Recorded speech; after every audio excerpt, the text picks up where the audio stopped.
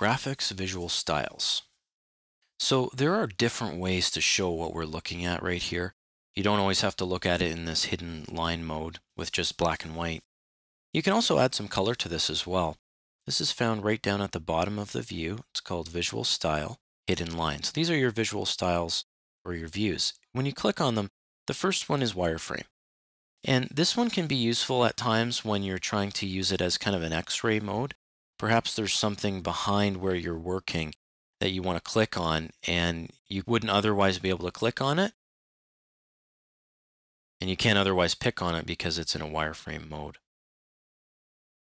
Next you have hidden line, and that's the typical one that you'll see in 3D modes. And that's a good view for just your general getting a good feel for the 3D model that you're making. The next one is called shaded. I very rarely use this one because I find it a little bit too hard to grasp where the edges are. Revit always wants you to click on an edge. If you try to click on something just based upon its face, it usually won't do it.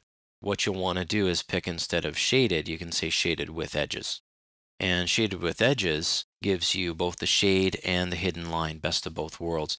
And you're able to click on things. It does look a little cartoony, but we can even adjust that cartoony look and make that even look more realistic.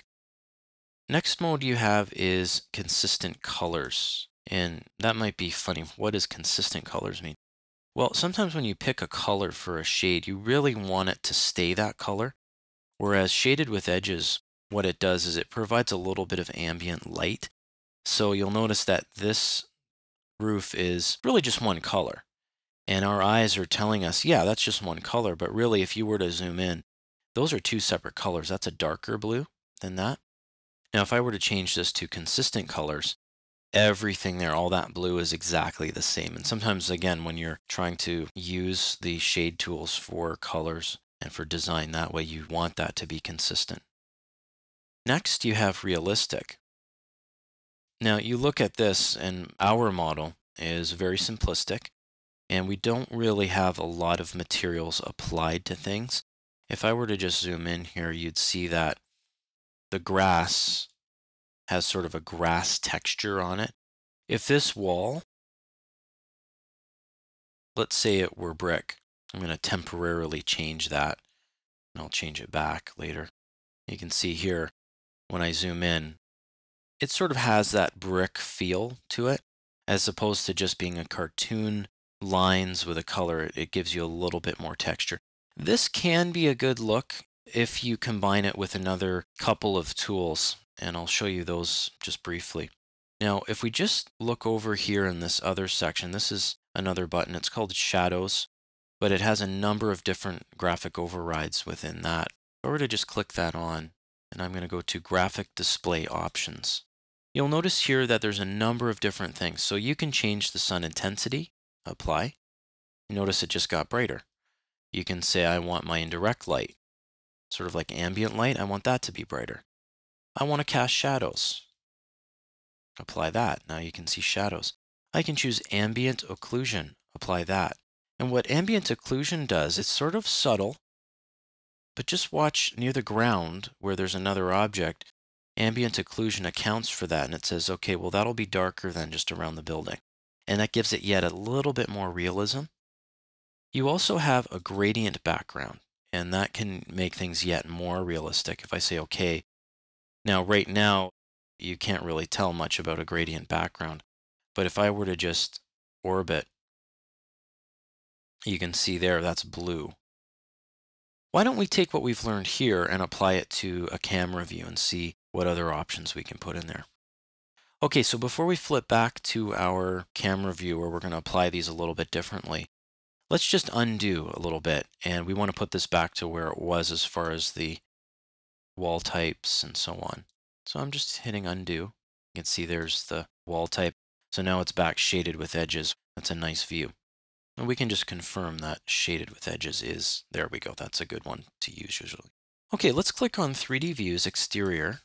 And we have this view. You know, again, our model is not awesome from the outside. It's very much of a shell just for the purposes of the interior. But let's just use this and see what we can apply what we've learned. So first of all, let's turn this to realistic. Now let's go to our shadows, which is just the little ball with a shadow under it. Let's go to our graphic display options. Let's turn on cast shadows. Let's turn on ambient occlusion. Let's turn on gradient background. And, let's play with the sun a bit, the indirect light. The other thing I want to try is this little edges tool. See how it says silhouette style? Right now it's set to wide lines. You can click on that and you can choose which particular silhouette style that you're going to be using. You'll see what this means in a second when I click OK. Now we're in a realistic mode, so the silhouette style really isn't going to take effect. But you can see here we've got a gradient sky. We have some materials showing. And once your model gets better developed and you get some materials, this mode can actually be quite powerful without having to go through this step of actually rendering. Now, what if I were to switch this to shaded with edges? Let's go over to our shadows again and graphic display options. You'll notice here that the silhouette style is wide lines. And what that does is it goes around the outside and it puts on the wide line style. Now, it's hard to tell because of the scale we're at, but it does in fact do that. Now, you can just say OK to this.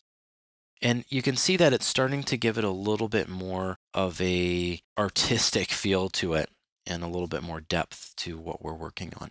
I'd like to add one more thing before we're done. A lot of these tools that I'm using, for instance, realistic mode, number 1, and number 2, if I go into graphic display options, ambient occlusion, they rely on a checkbox, and that's for hardware acceleration. And you always have to make sure that your hardware is authorized by Autodesk, and that's something you can just Google authorized graphic cards for Revit, whatever version you're going to be working on, and you'll get a list of all the graphic cards that are available for that. If I go to the big R, just drop that down. Let's go down to options. Let's go into graphics. Notice here it says use hardware acceleration, and then it's using Direct 3D. So you want to make sure your card is Direct 3D compatible as well. As long as that is on, you can do the ambient occlusion as well as the realistic mode.